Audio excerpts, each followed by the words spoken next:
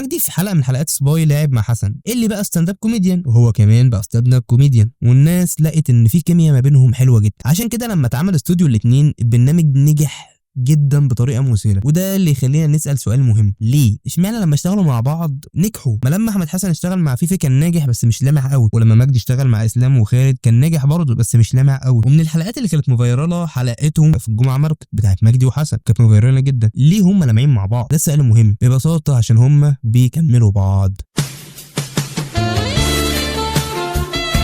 لا مش قصدي بالطريقه دي، هم مش قابل يا حبيبي، هم يعتبر بيست فريند. لا برضه بلاش دي عشان بتضايق مجدي، هم اخوات. حلوه دي، بمعنى ان مجدي عنده نواقص بيكملها حسن، وحسن عنده نواقص بيكملها مجدي. زي ان حسن من الناس اللي مش بتتقلق بسرعه ولا بتتوتر بسهوله، فممكن حدث مهم ما يحسش بقيمته قوي، فقلق مجدي يخليه يحس باهميه الحدث حتى لو لمجدي مش ليه هو شخصيا. ومجدي بقى الانكزايتي بقى بتخليه يتوتر لدرجه انه لو ضحك الناس في اول الحفله بينسى في نصها ان كان ضحك ولا لا، فده بيحتاج الفيدباك بتاع حسن عشان يطمنه انه صح ويهدي التوتر بتاعه. وكوميديا مجدي غير كوميديا حسن، بمعنى حسن ممكن يقعد فتره بيفرش الافيه، بس الافيه بيبقى افيه، بيبقى صريخ ضحك.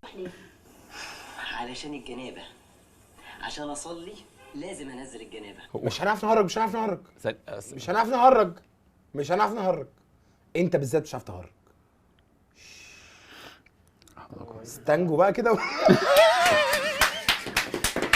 لما مجدي ما كانت افيهات شغاله بسم الله ما شاء الله، فده بيبروز الافيه بتاع حسن، فبيدي حسن وقته انه يفرش براحته في الافيه، فياخد الافيه بالسكسي بتاعه. حسن الافيه بتاعه بقى ممكن يتقال في اول الحلقه، في نصها، او حتى اخرها، بس الافيه بيبقى صريخ ضحك زي ما قلنا، فالمشاهد مش هيفضل مستني الافيه كل ده من غير كوميديا او من غير افيهات تانية. فمجدي شغال افيهات بوم بوم بوم، المشاهد مستمتع ومندمج. فلما افيهات حسن تتقال بتبقى متبروزه وواخده حقها جدا. ومش قصدي ان حسن بيقول افيه واحد في الحلقه، لا هو ممكن يقول اكتر من افيه طبعا، بس افيهات حسن مش كتيره لانه حسن ذكي في افيهاته جدا وبيعرف يبروز الافيه بتاعه، ومجدي عنده فطره طبيعيه في رمي الافيهات، فهم بيكملوا بعض في الحته دي.